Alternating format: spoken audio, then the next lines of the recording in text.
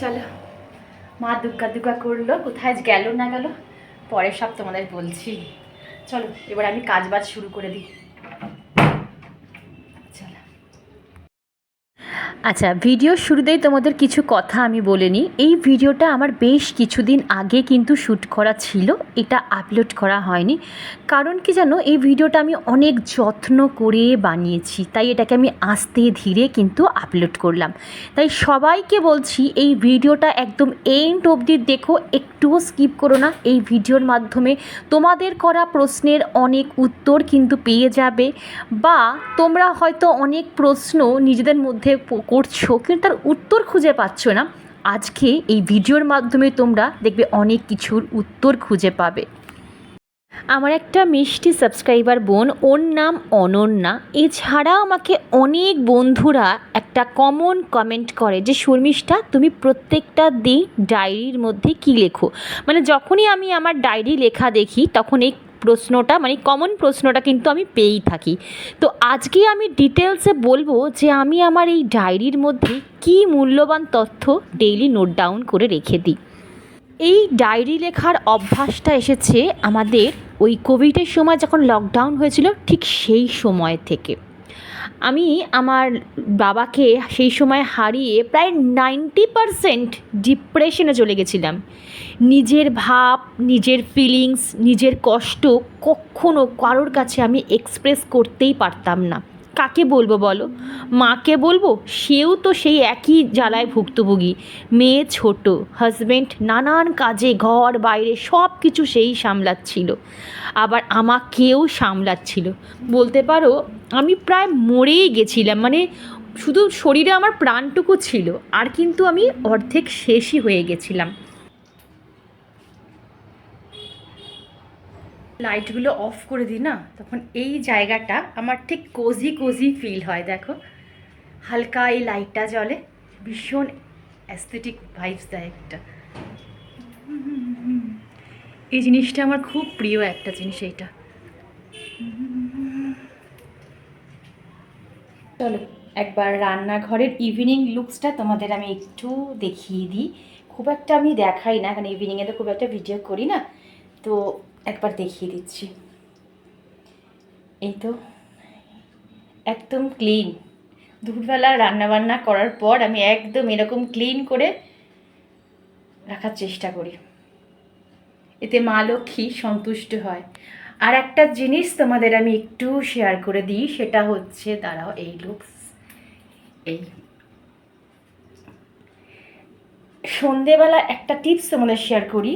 আমরা অনেক সময় এই যে স্কচ ব্রাইটের জায়গাটা সন্ধ্যের দিকে অনেকের বাড়ি দেখেছি ঢাকনাটা ওপেন থাকে, কিন্তু চেষ্টা করবে দুপুরবেলা বাসন মাজার পর অবশ্যই যেন বাসন মাজা, এই যে যেটা দিয়ে আমরা বাসন ক্লিন করি স্কচ ব্রাইটের জায়গাটা, এটা যেন বন্ধ থাকে। এইটা তোমাদের আমি একটু বলে দিলাম, কখনো খোলা রাখবে না সন্ধেবেলা, এই জিনিসটা কখনো খোলা রাখবে না, কোনো এঁঠো জিনিস যেন সন্ধেবেলা না দেখা হয়। চলো, ঠিক সেই সময় না মিরাকেলটা ঘটে, জানো তো। হঠাৎ করে আমি মোবাইল স্ক্রল করতে করতে একটা ভিডিও আমার সামনে আসে, সেখানে আমি ডায়েরি লেখার কথা জানতে পারি আমাদের জীবনে একটা ডায়েরি বেস্ট ফ্রেন্ড হয়ে উঠতে পারে, তোমার একাকিত্ব দূর করতে পারে। এবার তোমরা প্রশ্ন করবে কি করে? দেখো, তোমার নিজের ভাব, ফিলিংস এক্সপ্রেস করতে না পারলে, বা কাউকে তোমার কষ্টটা তুমি ধরো শেয়ার করতে পারছো না, বলতে পারছো না, বা সেরকম কোনো মানুষ নেই যে তোমার কষ্টটা জানবে, শুনবে, তখন তুমি তোমার ভাবগুলো, তোমার কষ্টগুলো এই ডায়েরিতে লিখে রাখবে। ইভেন তোমার ভালো ভালো মুহূর্তগুলোও তুমি এই ডায়েরিতে লিখে রাখবে, তোমার ডেট দিয়ে, নাম্বার দিয়ে, কবে কী ঘটনা তোমার সাথে ঘটেছিল, সব স্পেশাল ঘটনাগুলো ডায়েরিতে লিখে দেবে। সারাদিন তোমার সাথে কী কী ভালো জিনিস ঘটলো সেটাও তুমি ডায়েরিতে নোট ডাউন করে রাখতে পারো। আর আজকে মেয়ে না ঘরে আছে না, তোর আজকে টিউশন নেই, তো আমাকে বললো মা আমাকে একটু কেক বানিয়ে দেবে। তো আমার মেয়ে না বাইরের কেক পেস্ট্রির থেকে ও ঘরের তৈরি মানে আমার হাতের তৈরি কেক খেতেও ভীষণ ভালোবাসে। এই জন্য ওর যেদিনকার টিউশন থাকে না, যেদিনকার সন্ধ্যেবেলা করে ঘরে থাকে, সেদিনকার আমি ঘরে এরকম একটা করে কাপ কেক ওকে তৈরি করে দিই, ওটা আনন্দ সহকারে খায়। আমাকে আমার এক বন্ধু কমেন্ট করে বলেছিল, মনে হয় সাকিনা বোধ হয়, ঠিক নামটা না আমার মনে পড়ছে না, বেশ কিছুদিন আগেই কমেন্টটা এসেছিলো যে শর্মিষ্ঠা আমি যদি কেক তৈরির সময় ভ্যানিলা এসেন্স না দিই তাহলে কি কোনো অসুবিধা হবে? আসলে এই এসেন্স দিলে কি হয় জানো, কেকের থেকে খুব সুন্দর একটা স্মেল বেরোয়। ভ্যানিলা এসেন্স দিলে ভ্যানিলার স্মেল বেরোবে, অরেঞ্জ দিলে অরেঞ্জের গন্ধ বেরোবে, স্ট্রবেরি দিলে স্ট্রবেরির গন্ধ বেরোবে, ওই জন্যই এসেন্সটা অ্যাড করা। এবার তুমি স্কিপ করতেও পারো, এতে কোনো অসুবিধা নেই, কিন্তু তাহলে কেকের সেই স্মেলটা কিন্তু আসবে না। আজকে তোমরা খেয়াল করলে আজ কিন্তু আমি কোকো পাউডার অ্যাড করিনি, আজকে আমি হট চকলেটটা অ্যাড করেছি। এটা আমি প্রথম করলাম জানো তো, হট চকলেট অ্যাড, বেশ ভালো লাগলো। আর আমার চকলেট সবসময় থাকে ফ্রিজে, সেই চকলেটটা এটা সিল্ক তো মানে খুব তাড়াতাড়ি মেল্ট হয়ে যায়, ওটা না আমি একটু ভেতরে দিয়ে দিলাম, তাহলে কি বলতো ভেতরটা পুরো চকলেটি ভাব চলে আসবে। আর এদিকে আমি কেক বানাতে বানাতে আমাকে আইব্রো করতে আমার দিদিটা আমাকে আইব্রো করে, সেই দিদিটা এসে হাজির হয়ে গেছে জানো। আমি বললাম দিদি তুমি একটু বসো, আমি মেয়েটার কেকটা বানিয়ে তারপরে আসছি। আর এখানে দেখো কথা বলতে বলতে আমার কেকটা একদম রেডি হয়ে গেছে, দেখো কত সুন্দর দেখতে হয়েছে। আর আমি একটু ওপর থেকে ডিজাইন করছি, আমার মেয়ে বলছে তুমি এটা আবার কী ডিজাইন করছো মা? আমি বললাম দাঁড়া না একটু ডেকোরেশন করে দেখতে কতটা সুন্দর লাগে বল। ও বাবা পড়াশোনা, ও তো কবে মোটা ছিল গো দিদি। না তাও একটু চেহারা ছিল, এখন একদম একটু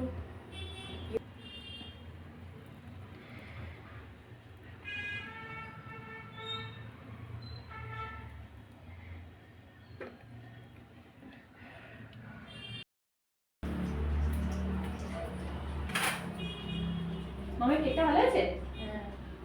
বাহ, খাও। আর গাড়ির চুলটা আঁচড়ে নেবে।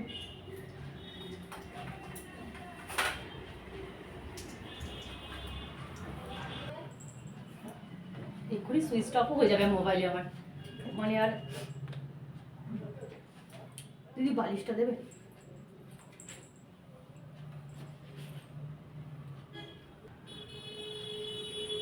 প্রথম থেকে দিদিটার হাতে করে করে না মানে আইব্রো প্লাক করে করে আমার এমন অভ্যাস হয়ে গেছে না যে আমার কারোর হাতে আইব্রো করা একদম পোষায় না, ভালো লাগে না। দেখবে একজনের হাতে সেট হয়ে গেলে।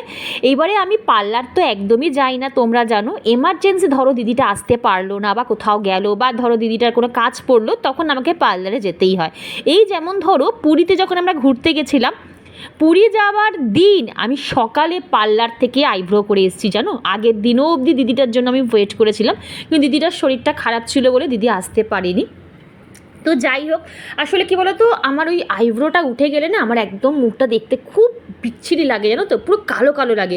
আইব্রোটা প্লাক করলে দেখবে মুখটা কত ফ্রেশ লাগে না, একটু পরিষ্কার পরিষ্কার লাগে। আর এই যে প্লাক করার পর এই যে হালকা করে যে মাসাজটা দেয় না, বিশ্বাস করো আমার তো পুরো ঘুম চলে আসে। আর এদিকে দেখো একটার পর একটা কাজ করতে করতে আমি তো ডায়েরি লেখার কথাটা অর্ধেক বলতেই ভুলে গেলাম। আসলে কি জানো তো, যখন তুমি তোমার কষ্ট দুঃখগুলো ডায়েরিতে লিখতে শুরু করে দেবে না, দেখবে আস্তে আস্তে তোমার ভেতরটা না হালকা হতে শুরু করলো। প্রত্যেকটা দিন আমাদের মধ্যে অনেক অনেক প্রশ্ন উথাল পাথাল করে, যার উত্তর আমরা খুঁজে পাই না। সেই প্রশ্নগুলো এক এক করে ডায়েরিতে লিখতে থাকো, দেখবে যখন তোমরা প্রশ্নগুলো লিখছো না, তুমি সেই প্রশ্নের উত্তর ওখানেই খুঁজে পেয়ে যাচ্ছ।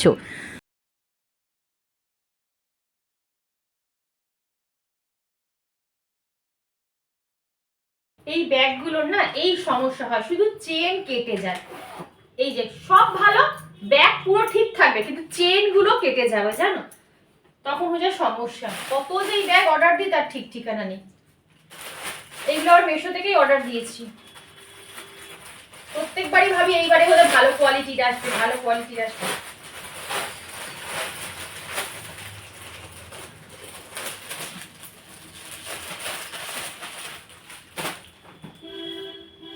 এইবারে এইরকম এসেছে, তুতে কালারের নিয়েছি, তবে এগুলো একটু ছোট মনে হচ্ছে। হ্যাঁ এটা একটু ছোট। সব ভালো, এগুলো শুধু চেনগুলোই বাজে, একদম পাতি চেন দেয়, পাতি চেন। আগে যেমন কষ্টগুলো জমতে জমতে পাহাড় সমান হয়ে যেত, এখন সেইগুলো না ডায়েরিতে লিখতে লিখতে সব ক্লিয়ার হয়ে যাচ্ছে। যারা মুখে কিছু প্রকাশ করতে পারো না তারা রোজ এক পাতা করে ডায়েরি লেখার অভ্যাস করো। সে দিনে হতে পারে, রাতে হতে পারে, দুপুরে হতে পারে, যখনই সময় পাবে তখন অন্তত তোমার মনের ভাবগুলো, তোমার সারাদিন তোমার চিন্তা ভাবনাগুলো, ভালো মুহূর্তগুলো, যে কোনো মুহূর্ত সেইগুলো ডায়েরিতে লেখো। একটা মাস আমার কথা মতন শুনে ডায়েরি লেখা অভ্যাস করো, তারপর আমাকে বলতে হবে না, নেক্সট মান্থ থেকে তোমরাই ডায়েরি কিনে বা ডায়েরি লোকের কাছে চেয়ে ডায়েরি লিখতে শুরু করবে। শুধু বললে হবে না, অভ্যাসটা কিন্তু করতে হবে। একদিনে হবে না, আস্তে আস্তে দেখবে ঠিক হয়ে যাবে। ভালো অভ্যাস না করতে একটু সময় লাগে, কিন্তু খারাপ অভ্যাস দেখবে করতে আমাদের বেশি ভীষণ সময়ও লাগে না। চলো, কথা বলতে বলতে আমার আলমারিটাও কিন্তু গোছানো কমপ্লিট হয়ে গেছে। আজকে যা কাজ নিয়ে বসেছি আলমারি পরিষ্কার করা, ওরে বাপরে বাপ, দেখে তো তোমাদের মনে হচ্ছে একটুখানি, কিন্তু করতে গিয়ে আমার একদম দম বেরিয়ে গেছে জানো। আর এই তো আমার বেডরুমটাকেও একটু ক্লিন করে নিলাম। চলো এইবারে যাওয়া যাক। অনন্যা, তোমাকে অনেকটা দিন কিন্তু আমি ওয়েট করিয়ে রাখলাম, কিছু মনে করো না গো বোন। আসলে কি বলতো, ভালো ভিডিও করতে গেলে না একটু সময় লাগে। আশা করি তোমার প্রশ্নের আমি উত্তর দিতে পেরেছি। তারপরও যদি কিছু বুঝতে না পারো আমায় কমেন্ট করো, আমি অবশ্যই তোমাকে হেল্প করার চেষ্টা করব।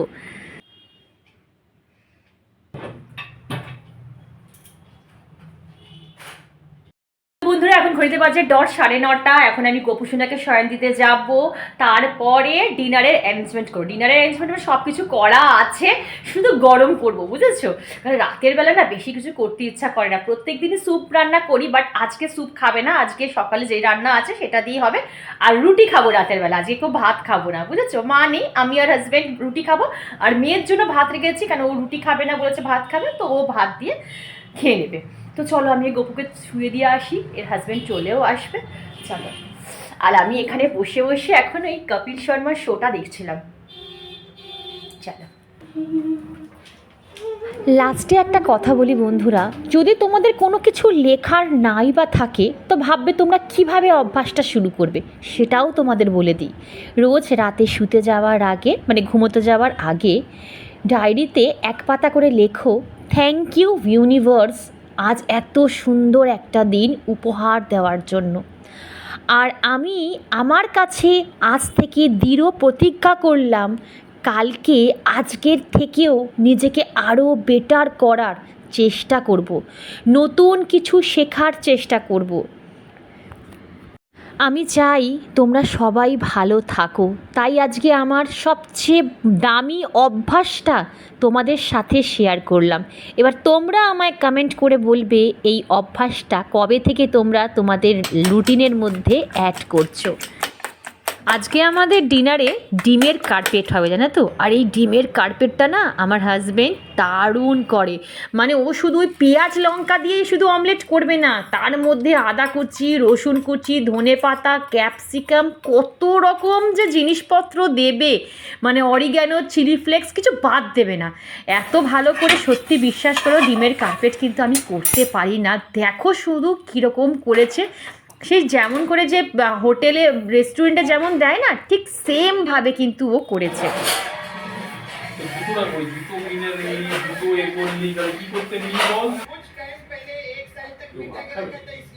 এটা ও খাবে, আর আমরা করে খাবো।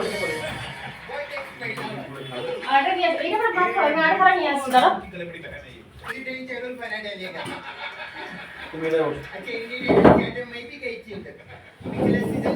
চলো বন্ধুরা, আজকে ডিনার টেবিল থেকেই তোমাদের টাটা বাই বাই করছি। ভিডিওটা আজকে বেশি বড় করলাম না, একদম ছোট্টর মধ্যে রাখলাম। আমার ইভিনিং টু নাইট রুটিন তোমাদের সাথে শেয়ার করলাম।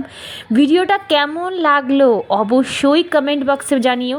আর ভিডিওর কোনো অংশ বা আমার কোনো কথাবার্তা বা ভিডিওটা তোমাদের যদি একটুও কাজে আসে তাহলে চ্যানেলটা সাবস্ক্রাইব করে আমার পাশে দেখো, লাইক করো, কমেন্ট করতে একদম ভুলো না। দেখা হচ্ছে নেক্সট ব্লগে, ততক্ষণ সবাই খুব খুব ভালো থেকো। Tata, love you all. पहले तुम लोग तो ज्यादा लोग देखते नहीं थे, अभी मीडिया मीडिया बॉडीगार्ड अभी सबका नजर रहेगा तुम, है ना, संभल के रहने का।